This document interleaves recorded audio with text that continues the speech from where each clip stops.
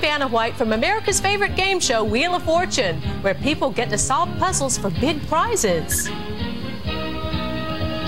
Look at this. Another problem solved. Speaking of solutions, stay tuned as the Treehouse detectives use math, science, technology, and a few vowels and consonants to solve their latest mystery in the next exciting episode of the NASA Sci Files, the case of the Ocean Odyssey.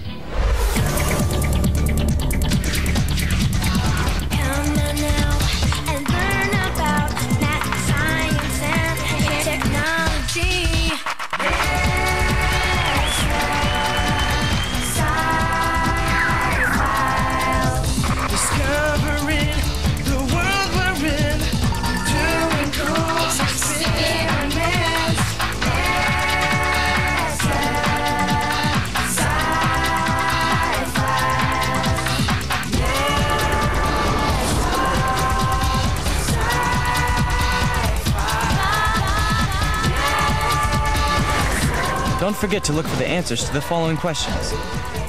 What is a tide? How are oceans formed?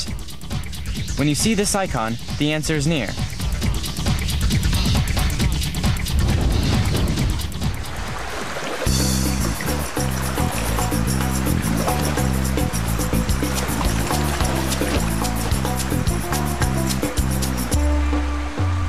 Are you sure we're in the right place? I think so. Kaylee told us to meet her at these coordinates. This is a nice spot. Peaceful, remote, almost idyllic. Perfect for a picnic. Except for that group of people over there. Of course, your GPS might have been wrong. That's why I brought this compass. Let's see, judging by the sun's position... Hey, Jacob, it's Kaylee and her friends over there.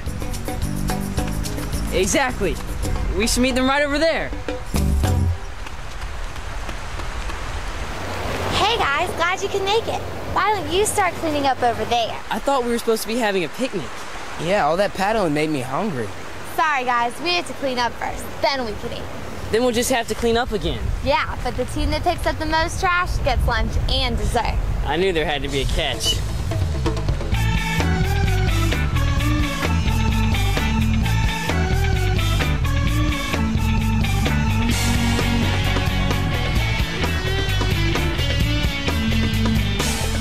Whoa, this is interesting. Hey guys! Hey guys, come here! This is really strange. Now let's review the facts. We found 11 pairs of identical shoes on the beach, covered in what we believe to be an oily goo. You mean oily substance? Right, an oily substance. Then we found globs of the oily substance all over the beach. Sounds like we have ourselves another mystery. Exactly. I say we take a few pairs back to the treehouse for further research. Hopefully, we can figure out this mystery and clean up the beach. And we might even score a cool new pair of shoes in the process. So they're a little waterlogged. They're still stylish, kind of retro.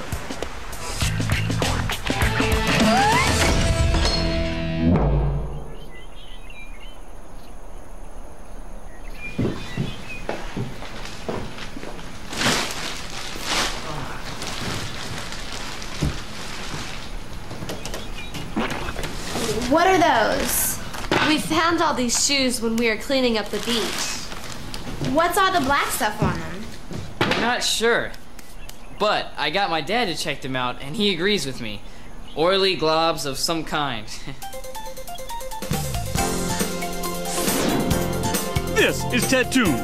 We are receiving a lot of calls about shoes on the beach, and they're covered with oily globs. I Am Listening is reporting live from the oceanfront. Ted, shoes are washing up everywhere here on the beach, but we think we know the source. A ship that just docked in the harbor reports losing a container off the coast of Virginia in a storm a few days ago. Isn't it unusual to lose a container? Apparently not. Over 10,000 containers the size of semi-trailers are lost worldwide each year. Have there been any reports of oil spills? No, Ted, we have no reports of any spills. If you have any leads about where the oil might have come from, please contact KSNN. See, I knew that it was oil. So if the container fell overboard, how did the shoes get on the beach? That's easy. I would say if the shoes were lost off the coast, then the tide must have carried them into the beach. Sounds like a good hypothesis, but we need to check a little more carefully. Remember, it's always important to do research before jumping to conclusions. Why are you looking at me when you say that? I just found a tidal chart, and it says that it was high tide when we found the shoes. I'm sure that's what carried them in. Wait a minute. This is strange. Look at this shoe. I bought this same style 2 years ago. If they just fell off the ship, wouldn't they be the latest style? I think we need to bring up the problem board. Good thinking. Okay, so what do we know? We know that there are tennis shoes covered in oil washing up on the beach. And that a cargo ship lost a container of shoes off the coast just a few days ago. We also know that the shoes were found when the tide was high. So what do we need to know? We know that tides brought the shoes onto the beach. We need to speak to someone about tides. Maybe Dr. D can help us find an expert on tides. Kaylee, can you email him? Print out our Get Up and Go sheets from the website, too. Visit the NASA Sci Files website for lots of great tools to help you in your own investigations. Wait a minute, we've got a call coming in from Tony. Isn't he someplace in Florida? Hi guys. Guess where I am? I'm staying in Jules Underwater Hotel, the world's only underwater hotel. What are you talking about?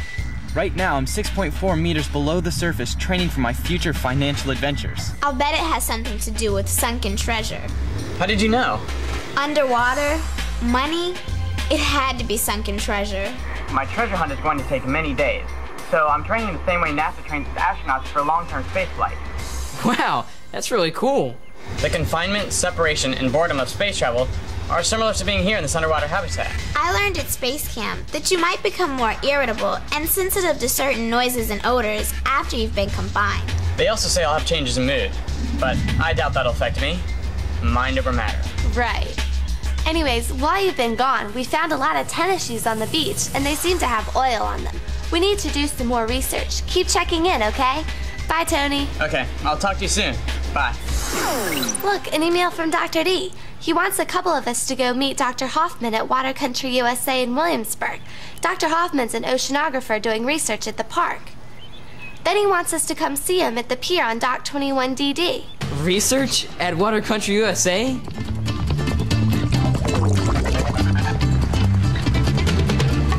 I feel like I'm at the ocean. Except here, the waves are man-made.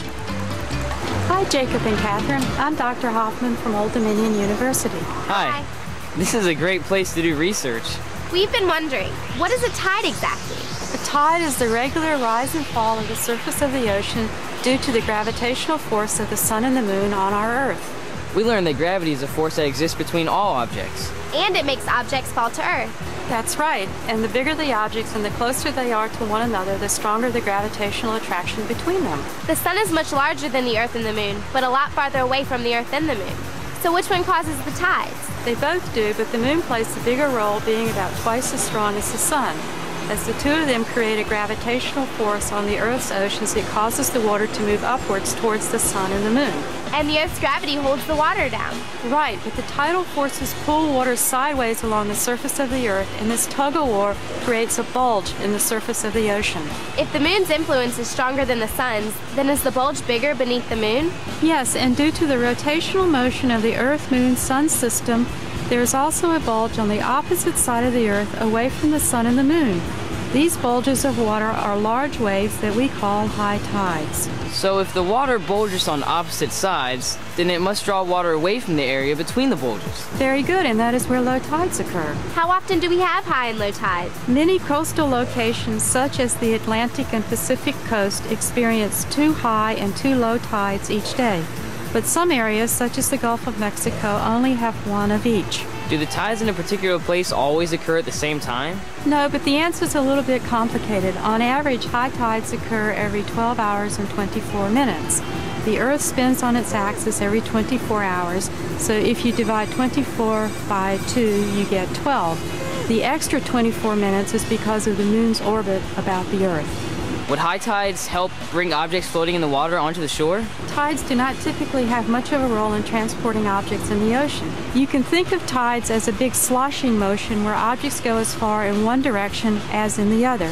Here, let's check it out.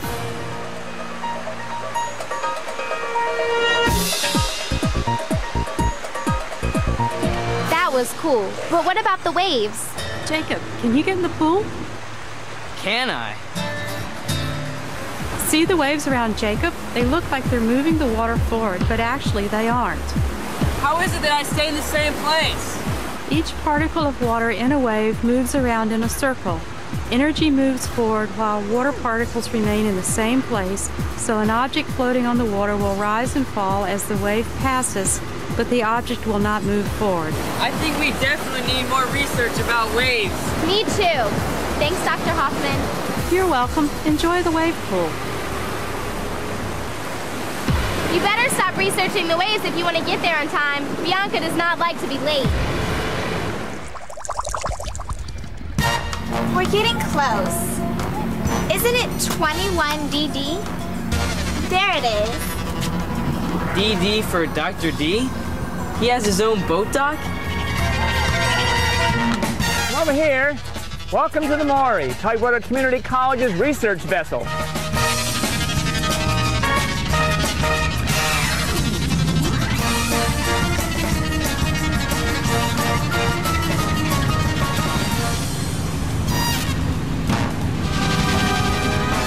Dr. D, we learned about waves and tides, but we need to know more about oceans. Let's start at the very beginning. You know how oceans formed? You mean they weren't always here? No, not always. When the Earth began about 4.6 billion years ago, volcanic eruptions helped to form an atmosphere. That included water vapor. So were the oceans created when it rained? That's right.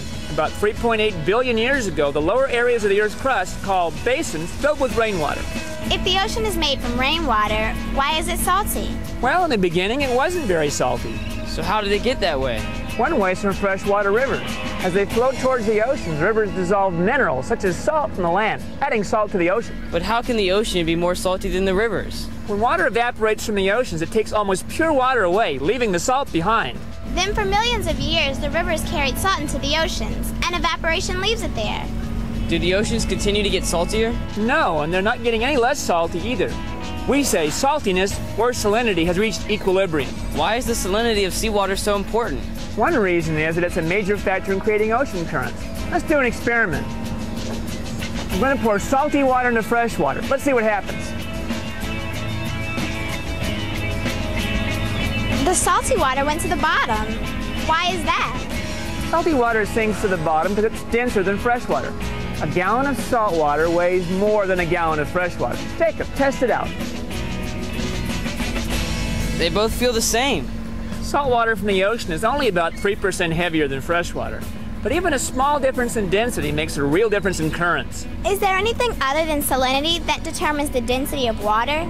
Yes, the temperature does. I think we're going to have to learn more about how density makes currents.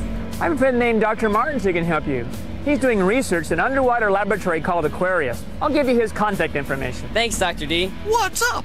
Did the tennis shoes come from the recently lost container? Where did the oil globs come from? How did the tennis shoes get to the beach? Don't miss the next exciting chapter of the NASA Sci Files. In this segment of the Case of the Ocean Odyssey, look for the answers to the following questions. How do cold temperatures make water denser?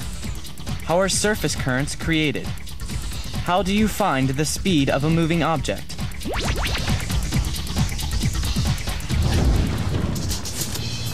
Good morning, Kaylee. You're off to an early start. I sure am. I was doing some research, trying to figure out how those shoes washed onto our beach.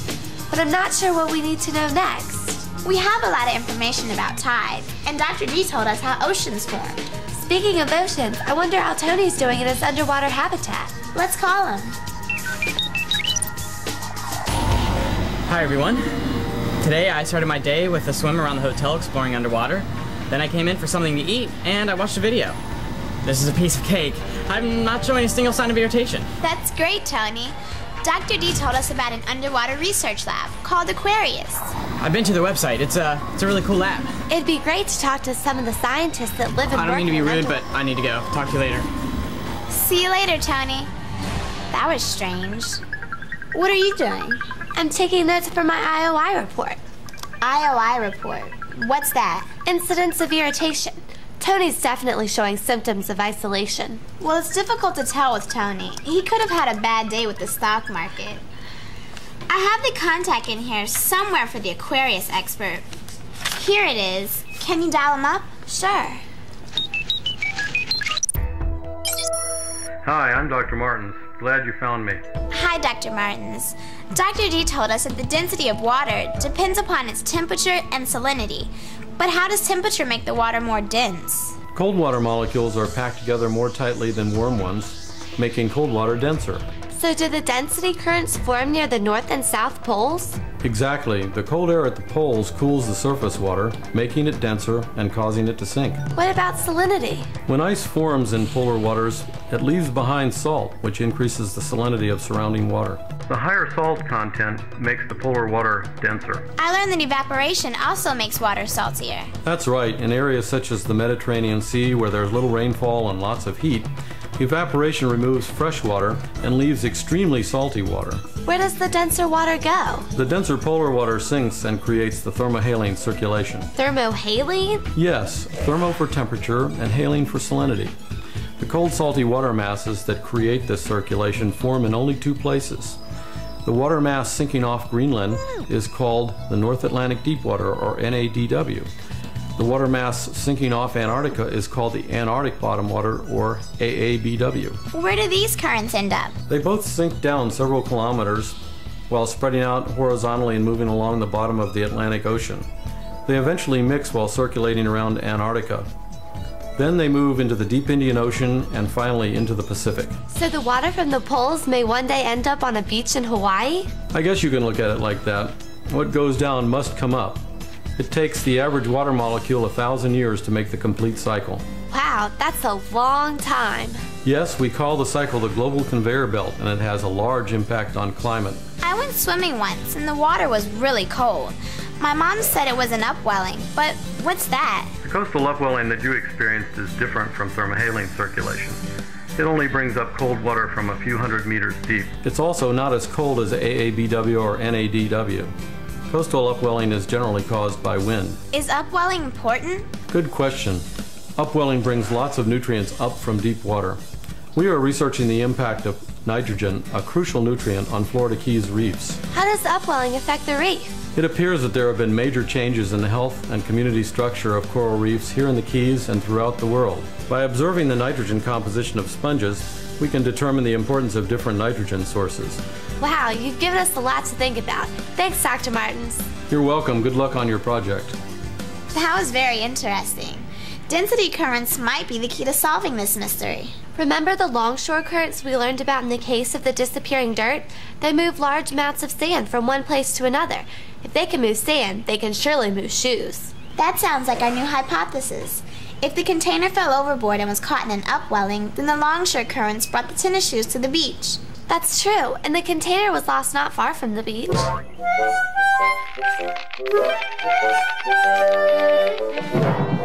Hello! Dr. Textbook here. Did you know that the Gulf Stream once helped to solve a postal problem? Well, it seems that during colonial times, the colonists constantly complained of their snail mail taking 2 weeks longer coming from England than going to England. Well, the postal authorities in England contacted the Deputy Postmaster General, Benjamin Franklin, a man who I can greatly relate to. It seems that wily old Ben had a cousin who was a seafaring captain. His name was Timothy Folger, and Tim told cousin Ben about a strong surface current that comes from Florida up the east coast of America. When ships sailed to England, they went north and sailed in the stream. The swift current helped them sail faster and deliver the mail quicker. But ships sailing from England headed south, sailing against the stream, which slowed them down. Now, Mr. Franklin decided to draw a more detailed map of the current and named it the Gulf Stream because it flowed out of the Gulf of Mexico. When settlers from here at Jamestown Settlement in 1607 would send mail to England, they would use ships much like this replica of the Susan Constant. Many of you have heard the saying, sending a message in a bottle. Well, I'm going to send my own message in a bottle to my aunt who lives in England. I have this $100 bill. I'm going to write her name on the front of it, and I'm going to place it into the bottle. If the wind currents and the ocean speeds are correct, she can expect her own Ben Franklin to arrive in time to buy me a gift for my birthday. Here we go!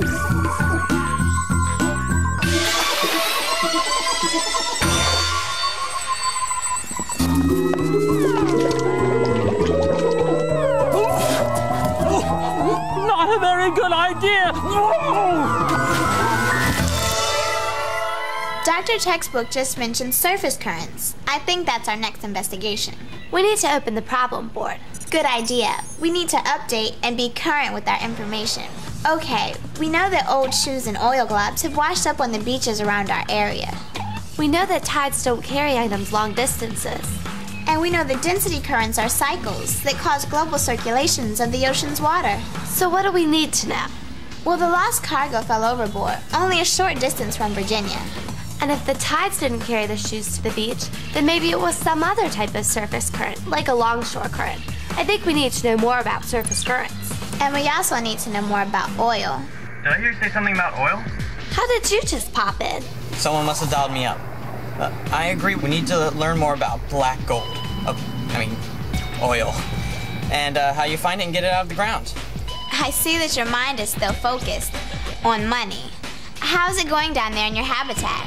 It's great down here, really. There's a lot of cool things to look at underwater. It's so different from land. I think we need to...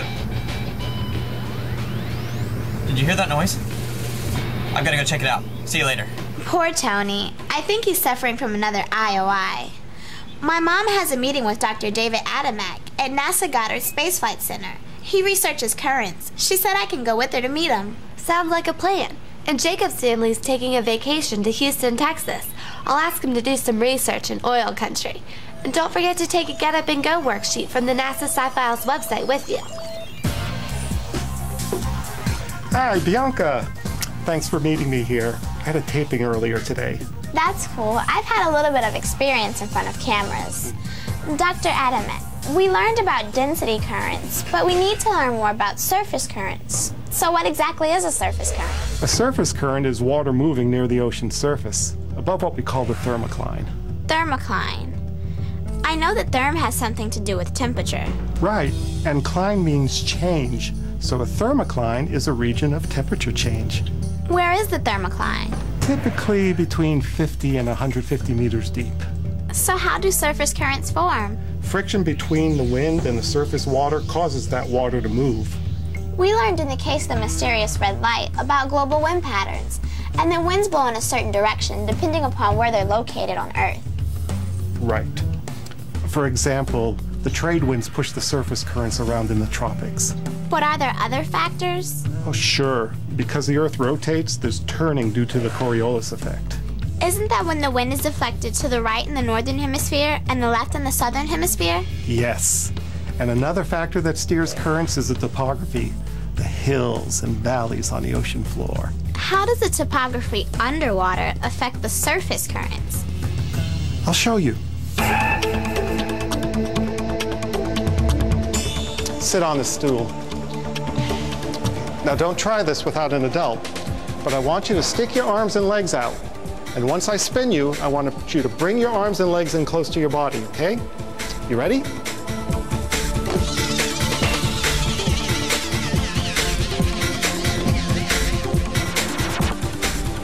What happened? I spun slower when my arms and legs were out, and faster when they were in. Topography does the same thing to currents. If a current flows over an underwater mountain, the water column gets flattened and compresses. That's you with your legs out. The water spins differently, and the currents get deflected. Why are some surface currents cold and some others warm? It depends on where the water's coming from. If it's coming from the poles, it's cold. If it's from the tropics, it's warm. Do warm and cold currents affect the climate of an area? It's a good question, Bianca. Yes, they do. For example, Ireland is pretty far north, and you might expect it to be cold there. But the Gulf Stream flows past Ireland, and the warm water heats the air, which helps to create a surprisingly mild climate. They even have palm trees in Ireland. Really? With currents located in every ocean, I guess they could be responsible for bringing the tennis shoes and oil to our beach. It's possible, but you gotta be careful. The same current can transport things to different places. How does that happen?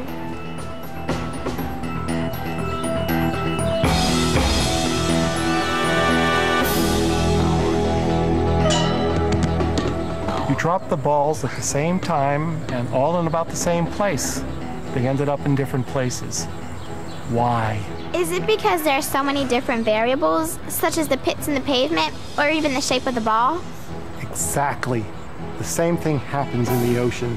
Tiny variations in the current can lead to large differences where the current might actually move things like your tennis shoes. Wow, that's amazing. I'm curious, why does NASA study currents? Earth's oceans have the greatest influence on climate, and only from space can we monitor the vast oceans on a global scale and monitor critical changes in the currents and the heat storage. Why is that so important? Well, the oceans cover 70% of the Earth, and the currents in the ocean are an important part of the water cycle. Any change in the water cycle can cause major consequences on our Earth. How does NASA monitor the ocean? We use different satellites to monitor things like currents, waves, temperature, and pretty soon even salinity. That's really interesting. I'm always amazed at all the research NASA does to help protect our Earth. Thanks, Dr. Adamek. This information has been very helpful. You're welcome. And call if you have any more questions.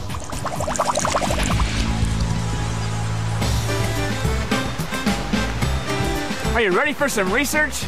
I love doing research with Dr. D. Did you bring the items I requested? Of course. I brought some old tennis shoes and Catherine brought some soccer cones. Great. I wanted to meet you here at the Hubba Hubba Highway because the speed of its current is a lot like the Gulf Stream. It looks like it's moving pretty fast. Does the Gulf Stream move that fast? Let's find out. I brought a stopwatch and a measuring tape. We can find its velocity or speed. I know the formula for velocity. It's distance divided by time. So if we measure the distance between 2 points and then time a floating object between them, then we can find the velocity. Very good. We need to do 5 trials. You should always do more than 1 trial in an experiment and then find the average. Excellent. Next, we need to decide how far apart the 2 points should be and mark the distance with the cones. How about putting them 10 meters apart? Fine. What object should we time? Oh, I get it. That's why we brought these tennis shoes. That's correct. Let's get started.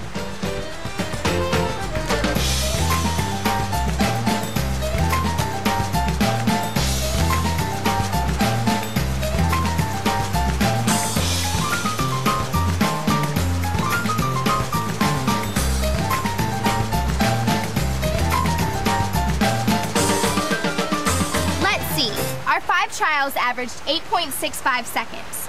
So if we use the formula and divide 10 by 8.65, that means that the velocity is about 1.2 meters per second. The Gulf Stream's velocity averages between about 1 and 1.5 meters per second. Wow. Both the Hubba Hubba Highway and the Gulf Stream move really fast. Now it's time for you to experience the power of the Gulf Stream by swimming against the current. It should be easy.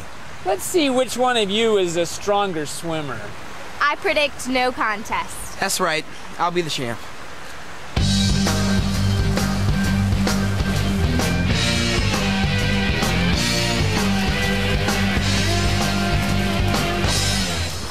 Wow. That was a lot harder than I expected. I can certainly see why it took 2 weeks longer to get mail in colonial days when the ships were sailing against the current. Okay, there's still more research to do. Let's float around the Hubba Hubba Highway and see if we all float at the same speed. This sounds like my kind of research.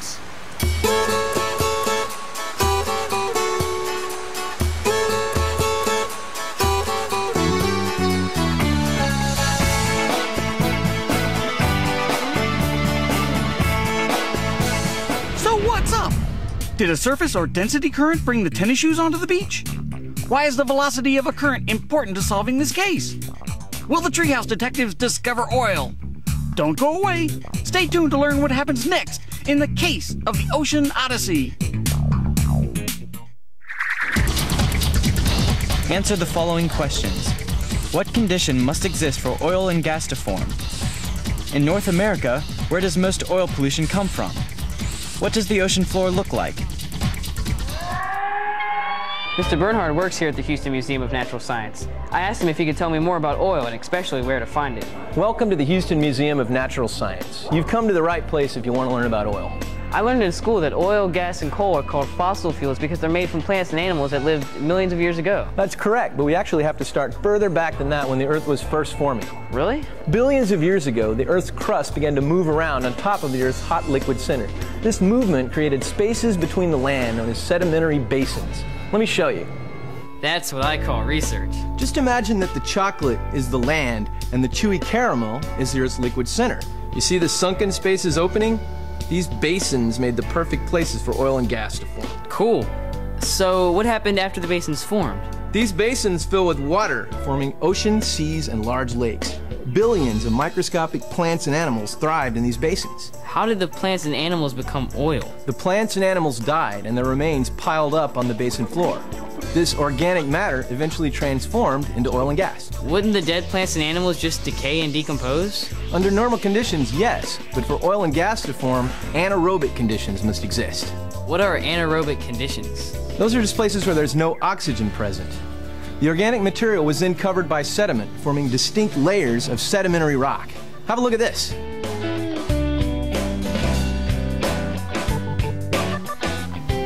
That's cool. So once the organic matter is covered with sediment, how does it become oil? The weight of the layers of mud and sand, combined with heat from inside the earth, turn the mud and sand into layers of rock. We learned that the deeper you go into the earth, the hotter it gets. That's right. And as the organic source rock was buried deeper and deeper, temperatures reached 100 to 150 degrees Celsius, cooking the organic matter into a gooey black soup that became black gold, or Texas tea. Tony would like to hear about black gold. The rock above the oil may look solid, but it actually is very porous and contains millions of tiny holes. You see this flask of oil and water? Can you tell which layer's on top? It's definitely the oil. You're correct. Oil is lighter than water, so it keeps floating up through the spaces in the rock above it. It will eventually either reach the surface or be trapped by an impermeable layer of rock. You mean rock without holes? Yes. This layer traps the oil and it begins to build a reservoir. This information is really helpful. Now I just need to find out how you get the oil out of the ground. We've got some great exhibits here to help you learn how oil is extracted. Feel free to look around. Thanks, Mr. Bernhard. You might also want to talk to Mr. Wells. He's at the Ocean Star Museum in Galveston. He used to be a working oil rig. That would be great. Hi, Jacob. How can I help you? Can you research any recent oil spills from oil rigs? Of course I can. We're here doing research right now. For some great tools to help you evaluate the content of websites, visit the NASA Sci Files website. Hi, Mr. Wells. I'm Jacob. Hello, Jacob. Can you tell me more about offshore oil exploration and production? Sure. This is the perfect spot. We are standing on the drill floor of the Ocean Star. Wow. This looks very interesting. What's the tower for? It's called a derrick.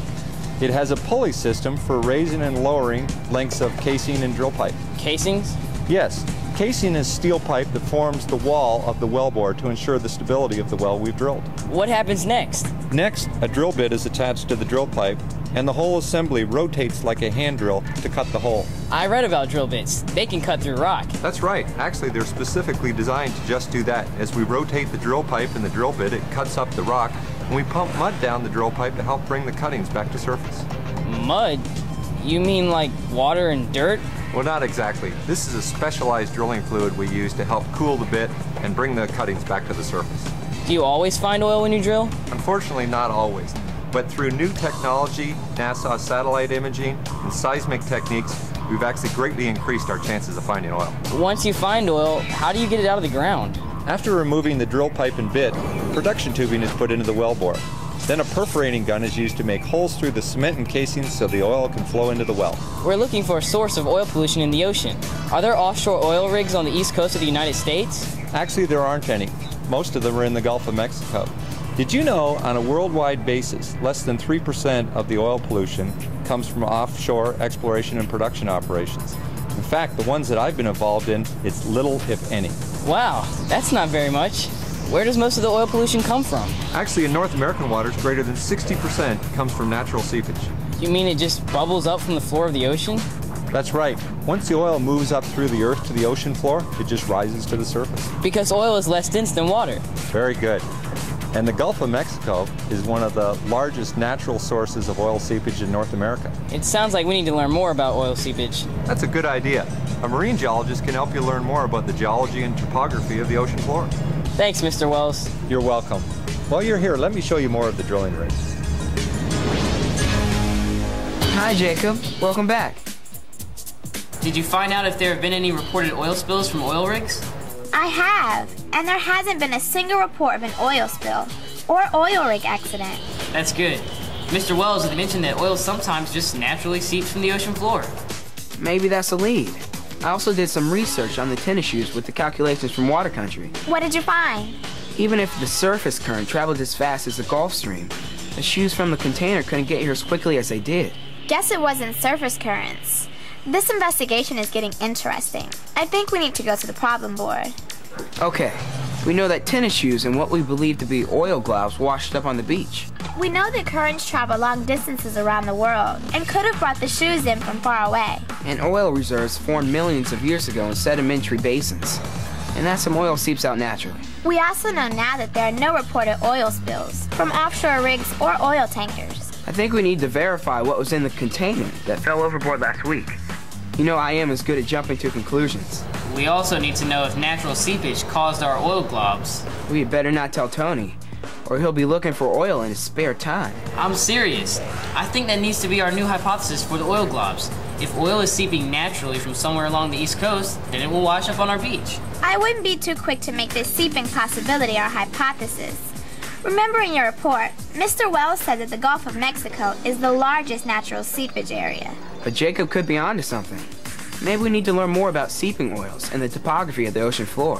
Mr. Wells did suggest that we talk to a marine geologist. We need to find a marine geologist to help us out. I remember Mr. McNitch. He told us about hot spots in the ocean floor in the case of the disappearing dirt.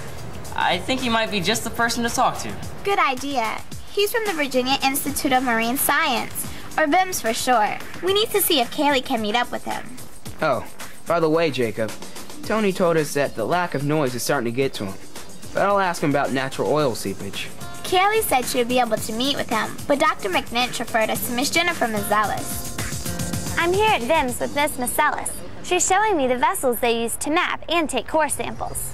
We learned that there are mountains and valleys on the ocean floor, and that there's natural oil seepage.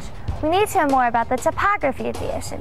Can you tell me exactly what the floor looks like? It's magnificent. Under the ocean, you can find the tallest mountains, the deepest valleys, and the flattest plains on Earth. Sounds fascinating, but I don't see any mountains or valleys when I swim.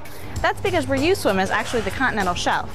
This area is located along the edge of the continent and can extend 10 to 200 kilometers offshore. So are mountains the next area? No, next comes the continental slope. It starts at the edge of the shelf and dips steeply until you reach the abyssal plain, which is one of the flattest areas on Earth. And the next area is where the tallest mountains are, right? Right. In the middle of the ocean, there are mountain ridges called mid-ocean ridges. This is where the seafloor is spreading apart, making new seafloor and building mountains.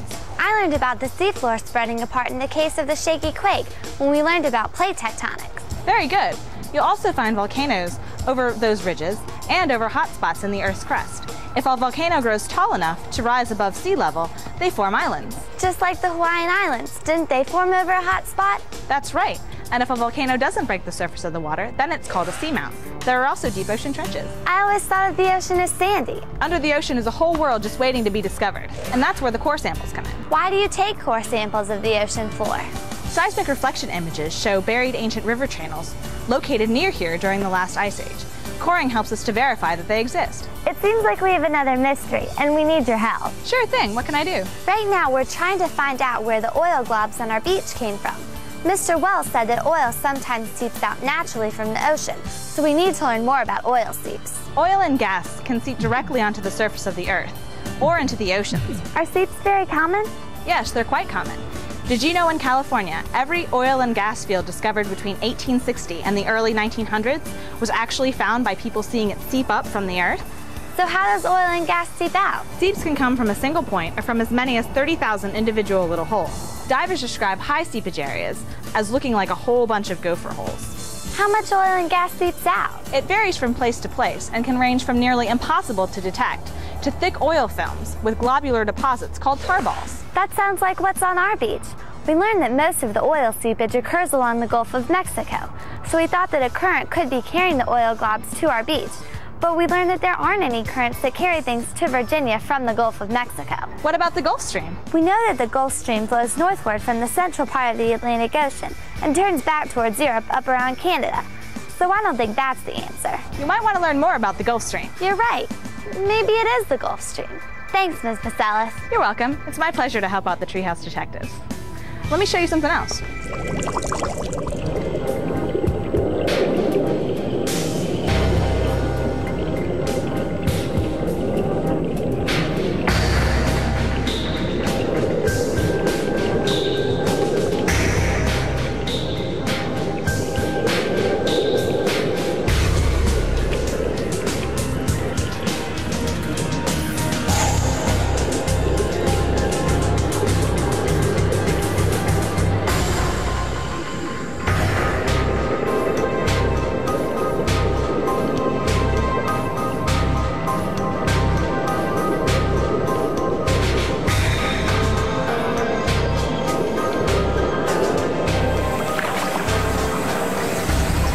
Tony. Welcome to the Underwater Research Lab.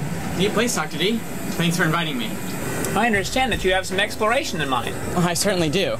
I was amazed to find out how much scuba divers can accomplish when they stay in an underwater habitat like the Aquarius. Scuba divers generally have a maximum depth of 40 meters, and with special equipment, maybe up to 600 meters. Why can't they go deeper? Well, the real problem is pressure. The deeper you go in the ocean, the greater the pressure. Why is pressure a problem? Well, look at this bottle. How did you crush the bottle, Dr. D? I didn't. The pressure crushed the bottle as I brought it down to the lab from the surface. Every 10 meters out in the ocean, the pressure increases by 1 atmosphere. So what if my treasure is, say, theoretically deeper than 600 meters? You can use a submersible or mini submarine. They have thick reinforced walls instead of increased air pressure. Can go as deep as 6,500 meters. So you're saying if I brought a glass bottle down to the Aquarius, it wouldn't collapse because it's stronger than the plastic bottle? Very good. Another type of submersible is an ROV, or remotely operated vehicle. In fact, I have one right here. You're kidding. Well, mine is a lot smaller than a research vessel, and it uses radio control instead of a cable. Maybe I could use an ROV to help with my treasure hunt. Good idea. Besides locating lost treasure ships, we can also use these vehicles to inspect oil rigs and pipelines, and to investigate ocean ridges and geothermal vents. What are these? These are my 2 other submersibles called RBUVs. Let me guess. Rubber band underwater vehicles. You're really on the ball. Let's go outside and have an RBUV race.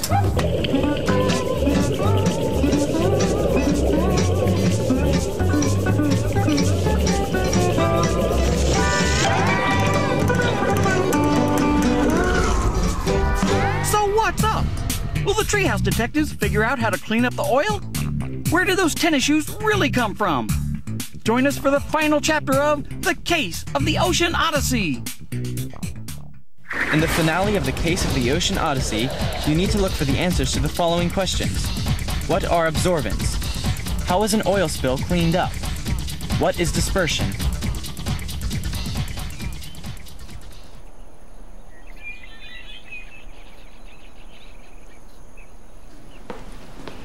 Are you still examining those shoes? I believe now that these shoes have traveled a long way. Why do you think that? I was just reading about a cargo ship that lost a container near Japan years ago. Yes, I remember that. And about 10 years later, the shoes washed up on the shoreline of Seattle, Washington. I am listening here, bringing you this report live from Virginia Beach. Recently, I reported that a container of shoes fell overboard near the coastline. I would now like to retract that report because we have new information which reveals that the container actually held rubber ducks. I apologize for the misinformation and for jumping to conclusions. I thought my calculations were correct. I knew those shoes couldn't have come from that container. They got to the beach too quickly, right? So what do we do now? Problem board, Jacob. Okay, we know that the shoes can travel a very long distance. We know that currents can move objects long distances, so they probably got to the Virginia coast through the Gulf Stream. And we still need to know how the shoes got from the Gulf Stream to the beach and where they originally came from. We now know that oil seeps out naturally. Right now, that seems to be the only answer to the oil glob mystery. Even though the oil seeped out naturally, it still made a mess of the beach. I think we need to learn how the oil can be cleaned up. The NASA Sci Files Kids Club website has a posting about cleaning up oil spills. It's with the Key Largo School in Key Largo, Florida. They're working with mentors from the Society of Women Engineers. Teachers, to learn more about getting a classroom mentor, visit the NASA Sci Files website. Let's dial them up. Hi, I'm Labo. I'm Jacqueline, and this is Devin. We're in Mrs. Dunn's 4th grade class. Hi, we saw on the NASA Sci Files Kids Club website that you're working on an experiment to clean up an oil spill. What kind of oil did you spill? It's not a real oil spill, but a simulated one. We used vegetable oil and cocoa powder and mixed it together to make an environmentally friendly oil. That's a good idea. Crude oils such as motor oil can be damaging to the environment, even on a small scale. Exactly. Next, we made our own mini ocean by pouring 5 milliliters of salt into a shallow aluminum pan full of water. Then, we slowly poured our oil on top of the water in the pan. What happened?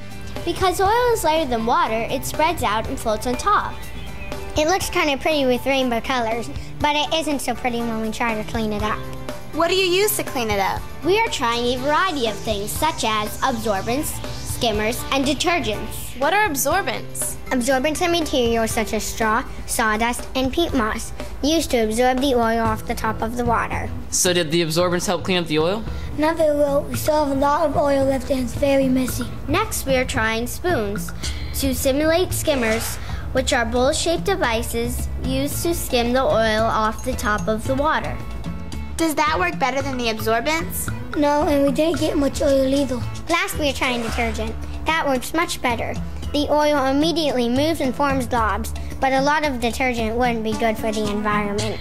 That would turn into one big bubble bath. So what did you conclude with your experiment? We concluded that there is no easy way to clean up an oil spill, but the best thing is to prevent them from ever happening. I agree. Thanks for sharing your experiment with us. You're welcome. Goodbye from Mrs. Dunn's class at Key Largo School in Key Largo, Florida. Wow, cleaning up oil is complicated and not so easy. It seems like it would take years to get the job done. I spilled oil on my mom's kitchen floor, and it took forever just to clean a small amount up. I know that oil spills are not good for the environment, especially for all the plants and wildlife in the ocean and along the coastline. We need to learn more about cleaning up oil spills and what the impact to our environment might be. I'll email Kaylee and ask her if she can help us find someone to talk to. I've been looking at Kaylee's IOI report, and I wonder how Tony's doing living in the underwater habitat. Can you dial him up?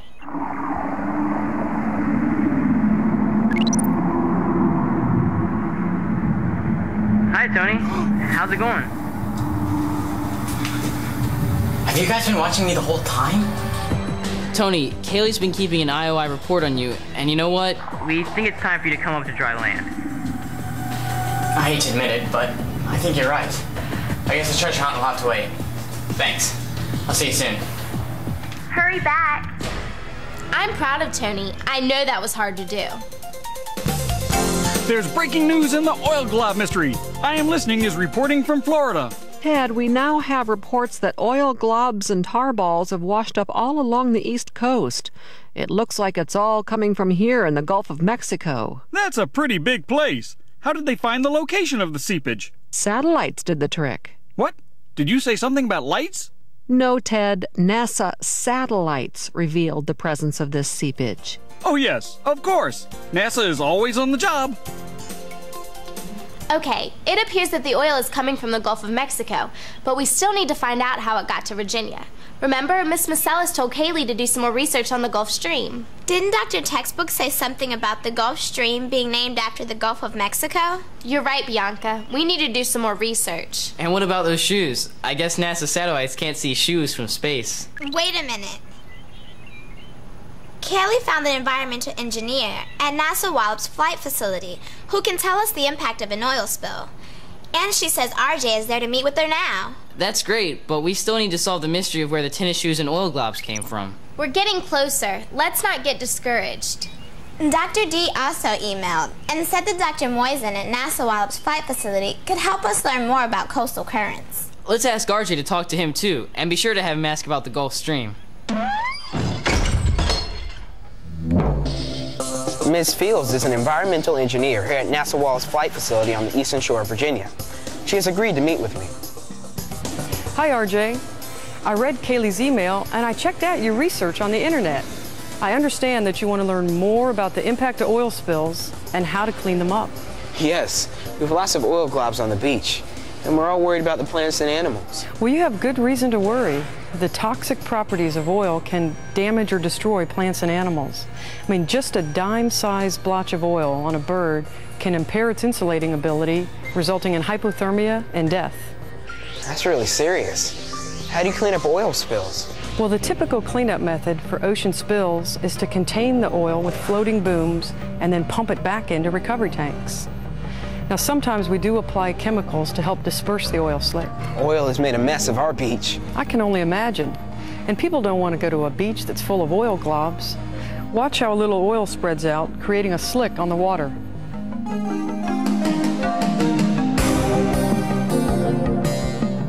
Wow, it really spread out.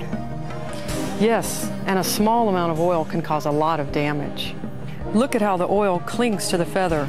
The oil coats the surface of plants and animals, effectively smothering them. Our area depends on tourism, so I'm sure that the oil on the beach is hurting businesses.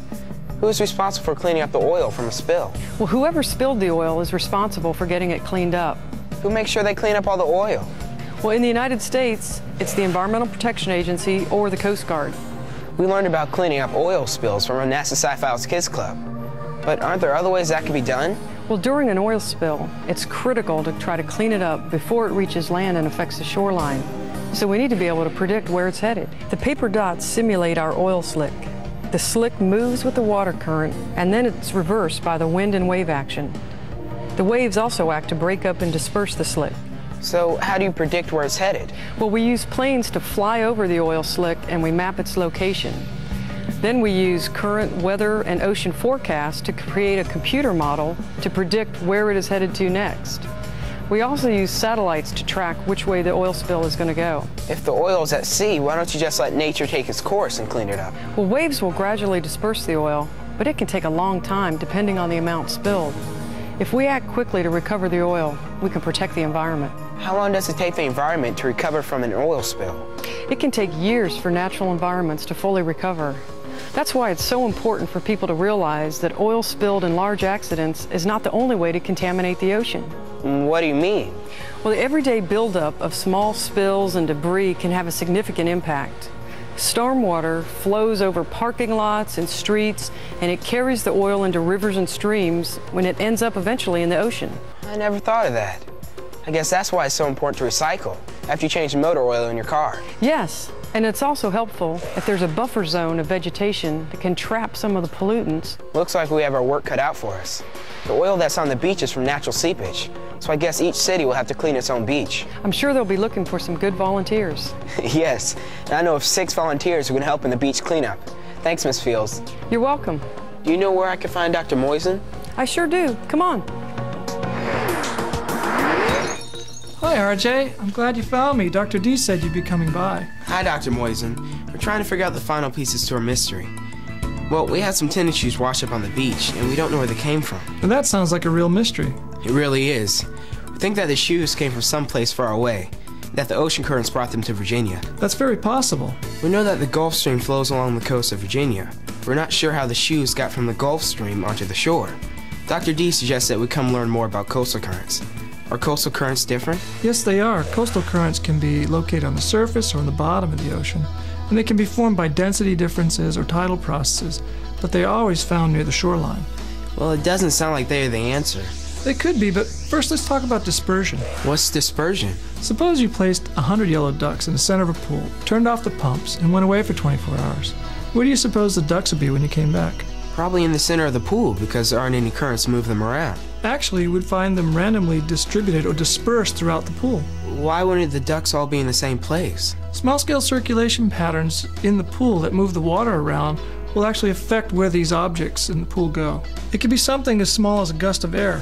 But if the tennis shoes came from far away, they floated in currents that were already moving. Yes, but major currents have lots of eddies, filaments, swirls, and even jets that interact with and move objects. What are eddies and filaments? Eddies are formed when a current doubles back to form a small whirl, and filaments are meanders that come off from the current. So maybe the eddies or filaments brought the tennis shoes into the shore. That's possible because shoes caught in these small currents could travel across these major currents. Does the Gulf Stream have any eddies or filaments? Yes, lots of them. There are even large circulation eddies that break off from the Gulf Stream. I think that's the answer to our oil glob mystery.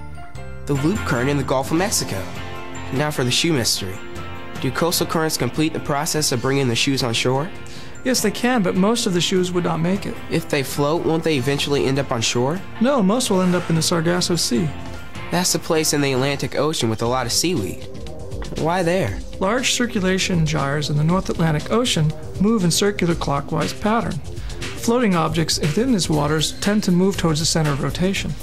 I guess if the coastal currents could bring the shoes on shore, now all you have to do is find out where the container fell off the ship. Sounds like a good idea. And if the location's right, we will then know if it's possible that the currents, dispersions, and coastal currents brought them on shore.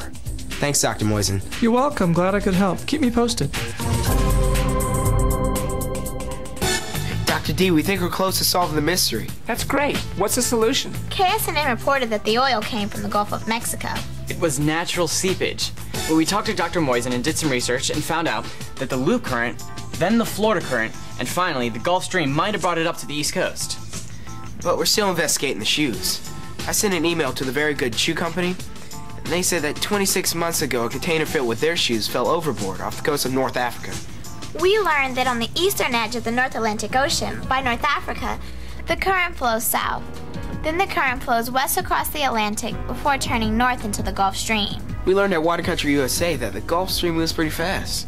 So we think that the shoes are probably the same ones that fell overboard off the coast of North Africa. But a little over 2 years seems like a long time to get to Virginia. I know. I'll call Dr. Adamek. I'm sure he can help. Good idea. If he confirms that it could take 26 months, then maybe the shoes and oil just happened to meet right here in Florida, where I was. Then the shoes and the oil floated up the coast of Virginia? That's our hypothesis. Hi, Dr. Adamek. We have another question. How long does it take a floating object, like a shoe, to be carried by the currents from the coast of North Africa to Virginia? It's impossible to give you an exact time, but given average currents, the winds, and the recent storm tracks, I would estimate about 2 years. Thanks, Dr. Adamek. I think our case is solved. You're welcome. I'm glad I could help. I have an idea. Maybe these numbers on the shoe label can be used to track the shoes. Let's email the Very Good Shoe Company, and let's see if they can confirm that these are the shoes that were on the lost shipment. Good idea, RJ. Doesn't hurt to continue to test your hypothesis, just to make sure. I wonder what happened to those rubber duckies that I'm Listening said fell overboard off the coast of Virginia. Well, maybe some NASA Sci Files Kids Club members in North Africa will find them some years in the future. Wouldn't that be interesting? Tony, have you given up your search for sunken treasure? I'm glad you asked. Actually, I'm looking for someone financially gifted, like yourself, to help fund my project. Well, I can't commit financially, but if you need a diving partner... Right. Remember the buddy system, critical for diving. And it also helps you avoid the grumpy treehouse detective syndrome. Grumpy? Me? I'm not grumpy. I'm the perfect picture of composure. I mean, stock market, fluctuations have me going once in a while, but